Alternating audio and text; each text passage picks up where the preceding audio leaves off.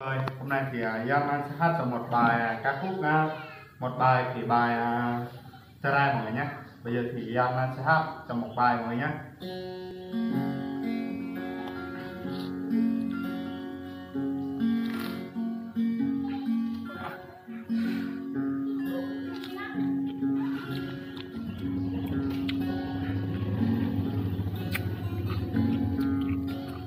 Dạo lá mô câu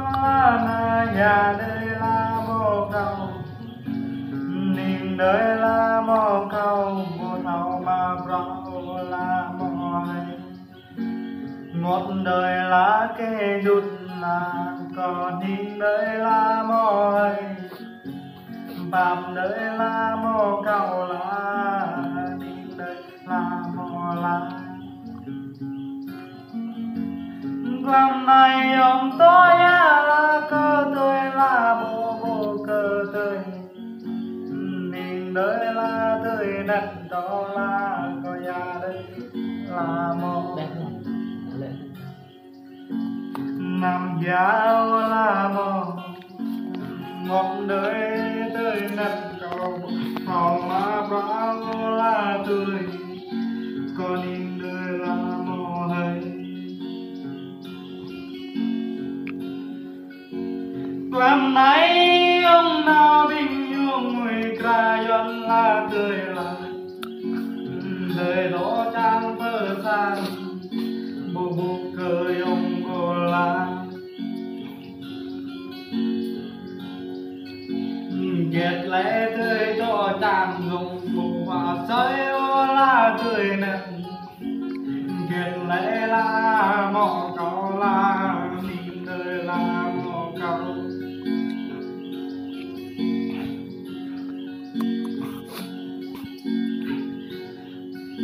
Cậu bạp đời là mi mà cậu bù thảo mà brau là tươi còn nhìn đời là kê rút là còn nhìn đời là tươi yon mừng đùm số là yon nào bờ say còn bố bố cái sang mô họ nhà đời là tươi nét có nhìn đời là mô hay. Kết giống nó mới ra là tươi là nhìn người là tươi nét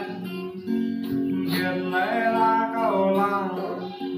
không thể sang mùng mùng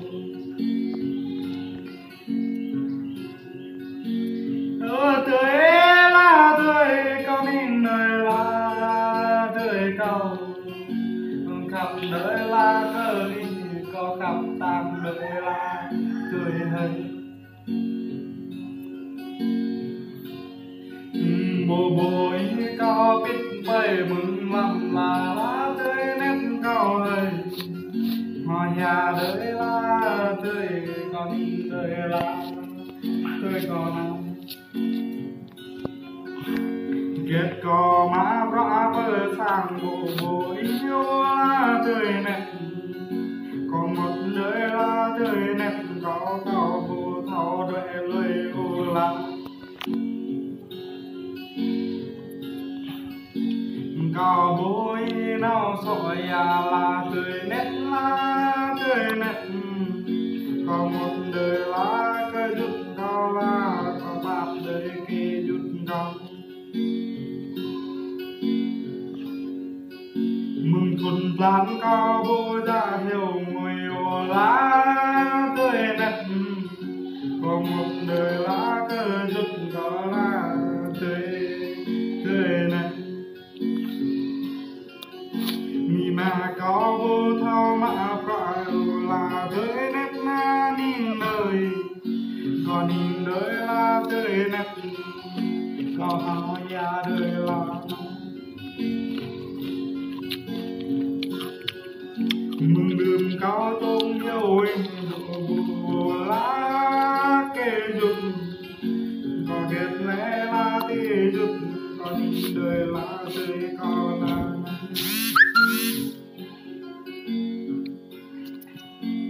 Yao la no mo mo yao la mo dân lẽ là một câu bùa thầu mà rạo là cao bố mò rậm tươi cười là tươi nét là tươi cao có ghét lẽ là kê tươi bùa thầu mà rạo là mừng thuần lan cao to bờ sang bộ bối theo lá tươi nét bộ bối có bùa thầu à trời ô lá tươi nét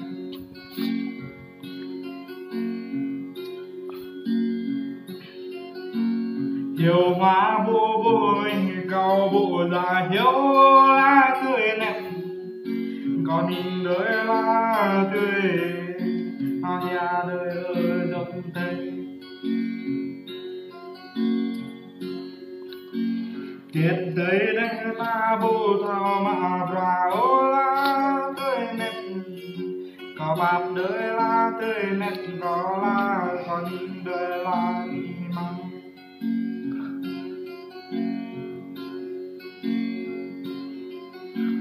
nét nơi lá mò lá nhà lá mò cầu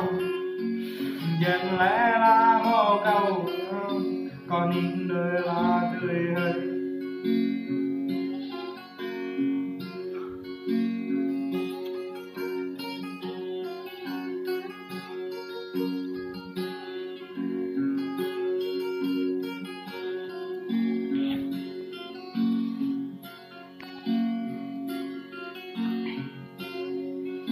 mừng thuần lan cao bồ thảo mà rạo lá tươi nét là nàng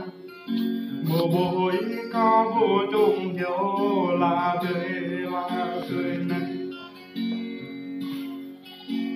bối có ra hiếu mà rạo lá tươi nét nhìn đời lá tươi nét cao bồ thảo mà rạo la la la la mò la mò dòng nó binh dương dòng nó nguyên kra yon la thời đó bơ thang mà tổ trang mang nhông bộ bộ về mong quăng pro mất bộ bộ dòng mơ la thời thì mọi người trong mà like thì đăng ký kênh anh Triền TV mọi người nhé, trong mà like bye bye.